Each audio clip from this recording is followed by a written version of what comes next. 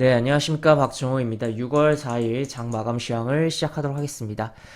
우선 아시아 증시 먼저 보고 넘어가면, 일본 증시 같은 경우는 양봉이 나오긴 했는데, 어쨌든 하락 마감을 했고, 또 추가로 중국 증시는 양봉으로 상승 마감을 했습니다.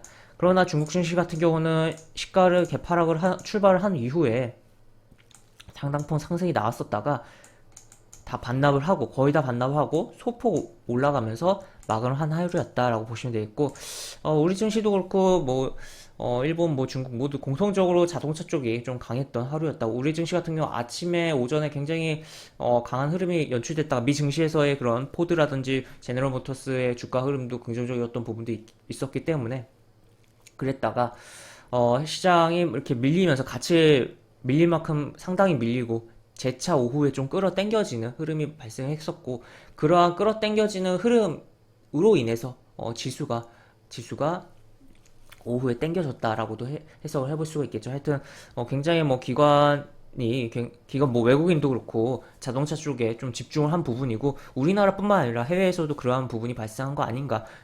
전반적으로 가장 눈에 띄는 아시아 3개국에서 가장 눈에 띄는 게 자동차였다라고 보시면 되겠습니다.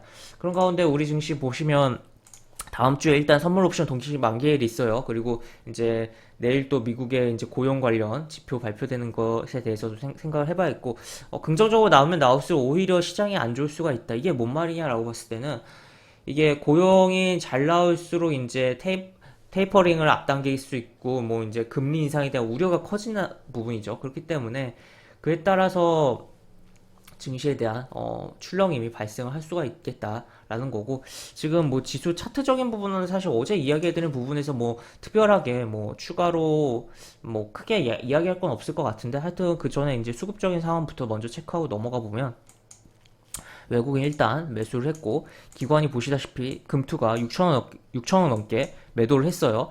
그럼에도 불구하고 지난번에 계속적으로 사들여인 누적된 금액이 아직도 있다는 거죠. 상당히 있다라고 생각을 해볼 수가 있겠고, 지금 본격적인 이제 매도를 시작하는 거 아니냐, 금투가 매도가 시작된 거 아닐까라고 좀 의심을 해볼 수가 있는 상황도 연출되고 있고, 특히나 이제 선물 옵션 동시만기일이 있기 때문에 다음 주에 굉장히 뭐 매도도 많이 하고 뭐 매수도 좀 당일 같은 경우는 오히려 아침에 매도를 많이 했다가 오히려 매수로 바뀐다든지, 아니면 매수를 많이 했다가 매도로 바뀐다든지, 옵션 만기일의 그런 수급의 굉장히 등락폭이 굉장히 커질 수가 있다라고 볼 수가 있겠고, 그렇지만 어쨌든 기본적으로는 이제 매도가 계속적으로 나오지 않을까. 이 정도 팔았으면은, 다만 근데 다행인 건 오전에 막 굉장히 공격적으로 팔았거든요.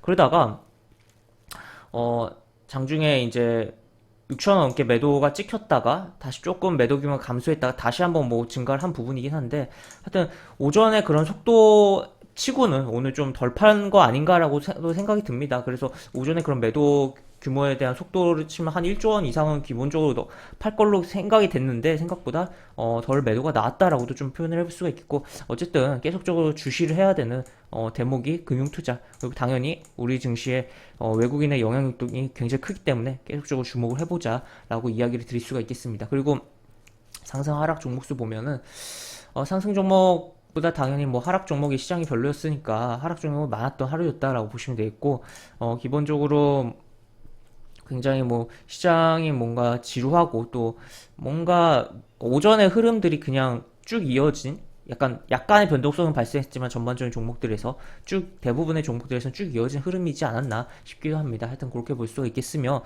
또 추가로 뭐 기계 쪽의 뭐 흐름이 괜찮았던 부분도 아무래도 두산중공업이 강하게 움직여서 그런 흐름이 나왔다라고도 볼 수가 있겠습니다. 그 다음에 뭐 아까도 이야기드렸지, 자동차 쪽 이게 움직인 부분도 생각을 해볼 수가 있겠고, 그 다음에 추가로 보면 이제 차트적인 흐름을 살펴보면, 어제 연장선상이긴 한데 차이점이라고 하면 이제 오늘 이제 시가가 조금 뭐 이런 식으로 출발해서 하락이 그냥 바로 나오고, 이 고점에 대한 갱신이 없이 아래 꼬리가 달렸다는 거죠. 그래서 어쨌든 5일 이동평선 지켜주는 흐름으로 마무리는 해놨는데, 이제 그 월요일 날 이제 치면서 이제 1월 달에 요 고점 라인, 여기 역사적인 고가를 한번 건들고 빠질 것이냐, 아니면은 건들지도 못하고 그냥 지루한 흐름이 나올 것이냐, 아니면은 이거를 건들고서 뚫고서 확실하게 지켜주는 흐름이 연출될 것이냐라고를 좀 생각을 해봐야 되고 관찰을 해봐야 되는 상황인데 하여튼 일단은 굉장히 지금 뭐 부담되는 위치로 왜냐하면 역사적인 고점의 위치에 도달한 거에서 또 주가가 움직이고 있고 현재